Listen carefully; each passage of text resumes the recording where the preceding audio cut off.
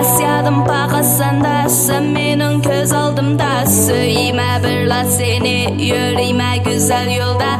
Emas bu bir hikaye, ödeyme sen bilen birge. Mengüge, üzülmez bu riştila. Asyadım pakasanda, sen mening göz aldımda. Söyleme bir la seni, yürüme güzel yolda. Emas bu bir hikaye, ödeyme sen bilen birge.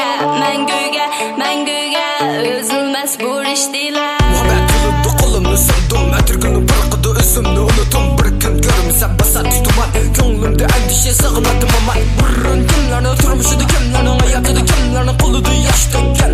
Bulsan muhaniş ya kim olay, turmuşun o gülürün ispat. Gerek hayatım desem bana hemra, dönerimde dalığını pakatlı salla. Muhabbet yolumuzu dağdan yol var, işersen kulunu bergin bana. Kayreş yolu da kulumnu sundum sana. Muhabbet sözlerimle kulak sılıp anla, tanla. Bana meskinki yolda, eder için hayatım işerçin var. Gerçekçilik sahtılıkım yok, ürküm gideyime hatırcam soğuk. Muhabbet dikengi puşsetiyen köptelik durmuş diken atlan ol. Nerede bulsan yanımda men küsümlü, sen dilinde tempiraklarım oldum aktılar.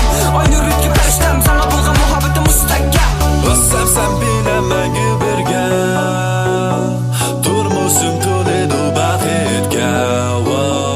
Xo'shalik sen bilen birge, o'raymiz seni atirgulga. Özsem sen bilemem birge, turmuşum Toledo baxtga. Xo'shalik sen bilen birge, o'raymiz seni atirgulga.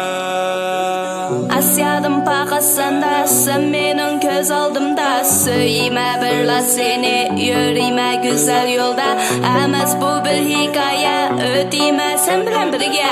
Mengüge, üzülmez bu riştila.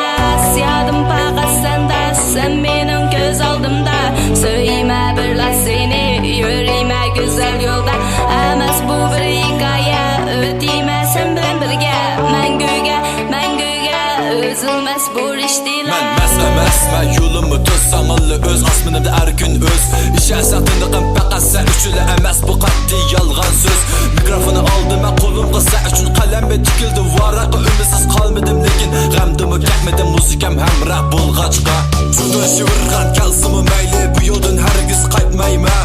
Taqdirimizga rishlar bitilgan bugunni mangu saqlayman. Mani bilasan sen muhamma kulasan, turmushimni chaqib turan bu yoshda boshpana magi so'narsa mah ichida sadasini kulayman.